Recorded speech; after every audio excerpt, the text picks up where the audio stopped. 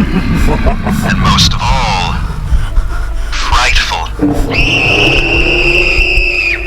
Universe in a Teacup. Written by Seth Chambers. Narrated by Jim D. Johnston.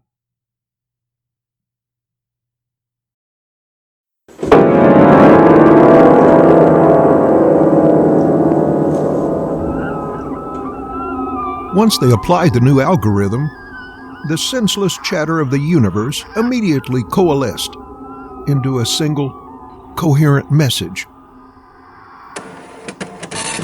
Can anyone hear me? Hello? The telemetry rattled off the message a dozen times, while the assembled men uttered a collective, "Holy shit!" A return message was quickly composed and transmitted. "We hear you." The incoming message ceased. Nothing else happened there in the underground bunker of the new Experimental Research and Development NERD headquarters. Actually, underground bunker is a bit of a stretch. It was actually just Bill's basement. And truth be told, they didn't research anything, and the only things they ever developed were allergies from the mold buildup. But everybody liked the acronym, so they stretched the words to fit. And yet, this motley collection of Firefly fans, D&D aficionados, and IT geeks managed to initiate contact with an alien intelligence using nothing more than a satellite dish, a microwave transmitter, and a MacBook Pro. The, quote, telemetry, unquote, had begun as a state-of-the-art laser printer. Unfortunately, this printer was silent, which was voted as being, quote, boring, unquote. They agreed that alien transmissions should make noise, and so the high-tech printer was replaced with an ancient dot matrix machine. It was slow and clunky, but it also sounded very 80s sci-fi. Bill held his hands aloft in his trademark, "I'm about to give a lecture" gesture. Since it was Bill's basement, the nerds used, he was, grudgingly, deemed leader, or El Jefe, as Bill preferred. Everyone, grudgingly, quieted to hear what El Jefe had to say. "My friends, colleagues, fellow scientists," he began. Well, there were only 8 people in the basement, and yet Bill peered out upon a vast throng. "This is an historic occasion. On this date and time, 23rd? We've heard a voice from beyond, a voice that's likely been traveling through the lonely vacuum of cold, empty, silent space for millions of years. By the time our greeting arrives, their world, alas, shall likely be dust. We shall never hear from them again, nor..." Behind them, on the workbench where all the equipment was set up, the telemetry clicked and whirred with a new message. "Nice to hear back from you. Took you long enough. Sure hope I'm not bothering you. By the way, send no further transmissions for about 5 minutes, as I'll be out of range." The basement erupted in excited talk. The bottle of champagne, purchased from Jewel Foods for this express purpose, was brought forth. Unfortunately, nobody could manage to remove the cork, and everybody in attendance, as it turned out, was allergic to sulfites anyway. So the bottle was cast aside. Bill once again held his arms aloft, and discussions, grudgingly, subsided. Then the door at the top of the basement stairs opened, and somebody started down. All eyes flashed away from Bill and toward the long legs of Rebecca, Bill's wife. "On this momentous occasion," intoned Bill, "our next transmission must be crafted with utmost care and deliberation. I shall endeavor to represent..." "Well, why you?" asked Samir, and his question echoed through the throng of assembled nerds. "Well, why you? "Because," pronounced Bill, stepping up on a wooden box he kept around for just such occasions, 1, this is my basement. And 2, more importantly, the new algorithm with which we've shattered the barrier between worlds is also mine. Rebecca, still standing on the stairs, cleared her throat. Ahem. Bill's face drained of color. Well, sorta. Mine, he amended. Everyone demanded what he meant by sort of. Okay, my lovely, talented, and understanding wife is the one who actually came up with... Bill was immediately forgotten as all attention switched to Rebecca. She was coaxed downstairs and offered the last stale donut and what remained of the coffee. She declined both, but then Samir regally presented her with the bottle of champagne. She accepted the champagne. She also accepted, grudgingly, membership into the nerd group, the first nerdette. Within a nanosecond, a favorite time designation of the group, she was promoted to new leader and Queen Bee. The basement had to go from being an underground bunker to a hive, but this alteration was accomplished quickly and without argument. Rebecca's first official act in her role as Queen Bee was to send her husband, Drone, out for fresh coffee and donuts.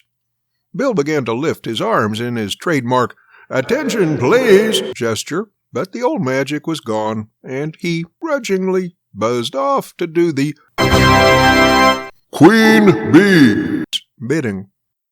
The rest of the hive informed the Queen Bee of the remarkable progress they had made by utilizing her glorious algorithm. "Oh, the alien entity is currently out of range," said Colin, "most likely having traveled through a coronal cluster," said Samir, in a voice of confident authority. Again, the telemetry rattled. "Okay, I'm back from the... What is the appropriate word in your language? Back from the crapper." He must mean he just returned from the Crab Nebula," said Timothy. "A communication of this sort can be very nuanced." The telemetry rattled again. "John, bathroom, shithouse, lavatory, restroom." Not," said Timothy. "Roadside food goes right through you. Am I right? H-A-H-A. There was some discussion concerning their next message. Timothy suggested they inform the alien of humankind's amazing social and technological progress. Colin said they should infuse their transmission with cultural references in order to subtly demonstrate their sophistication. "Or," said Rebecca, "we could try being good listeners and see what we can learn." Wow! It was decided that this sort of out-of-the-box, radical thinking was just what they needed. They let her compose the next message. She typed, "So, tell me about yourself." "Well," said their alien contact via the dot matrix printer, "my real name is..."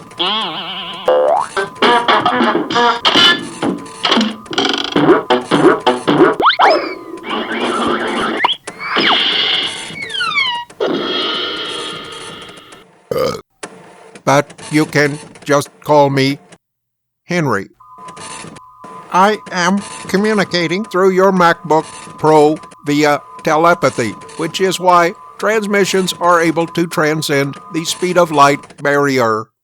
Timothy sent, "Your race is telepathic?" "No, just me. I hear the voices of 1,000,000 species, but rarely am I heard. Only rarely can I establish contact such as this, but I had to reach out and warn you." The nerds exploded with shouts, followed by heated discussion. What did this alien mean by that? Was it threatening them? Something had to be done about this menace. Nobody threatens Earthlings and gets by with it. While arguments raged, Rebecca quietly sent a new transmission. "Please, continue." Sorry about that. I was consuming a dessert item that is surprisingly tasty. Never know what you're going to get at a roadside diner. Am I right? 𝐥𝐤𝐤.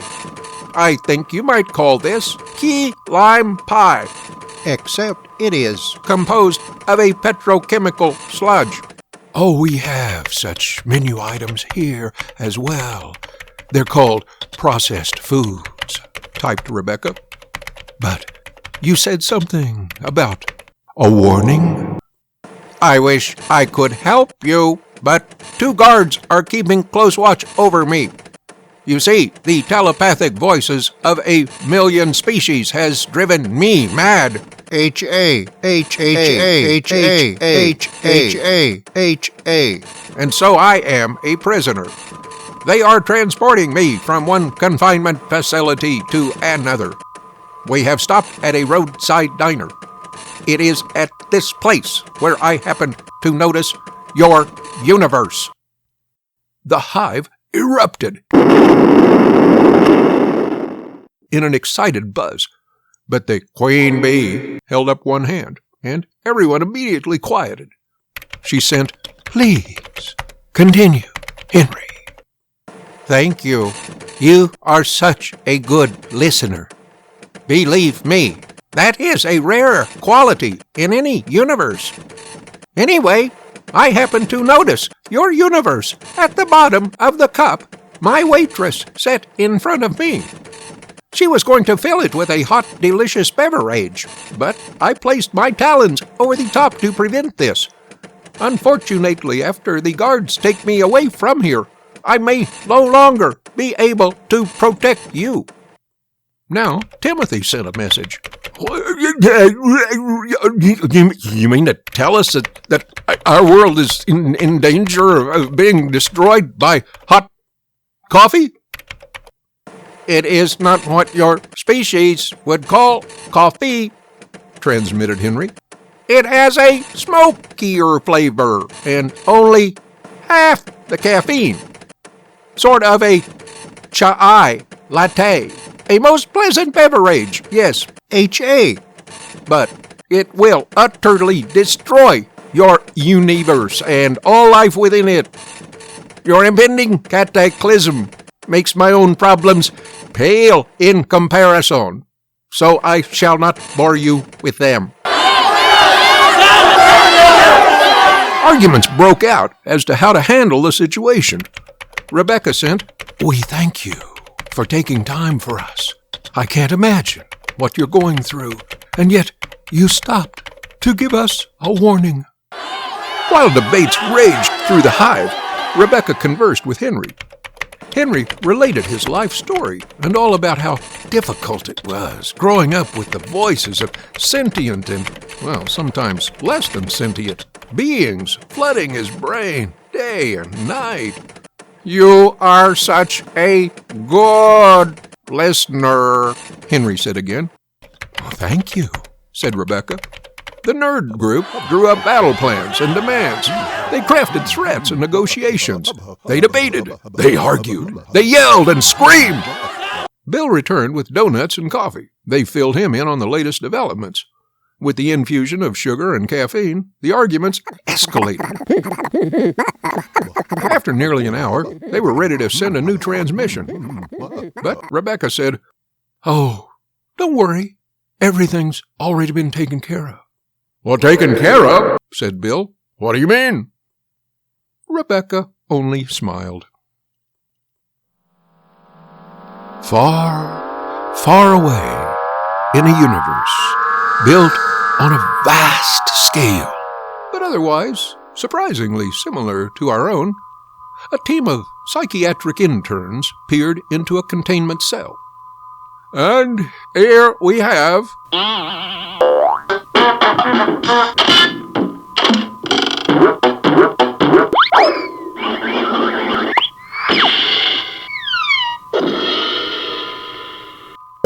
said the physician in charge, although he now refers to himself as Henry. The interns clicked their mandibles together rapidly in their equivalent of polite laughter. "Oh, what is he holding?" asked one intern. Ah, yes. One thing you will learn about the patients here is that they all cling to something. Sometimes it's a ritual, sometimes it's a possession. It comes down to security. Henry here latched onto a ceramic cup on his way to this facility. He refused to let go of it. Eventually, his guards simply paid the diner for the cup, rather than wrestle it from him. It hasn't left his talons since that day. As long as nobody tries to take away his cup, Henry is a model patient.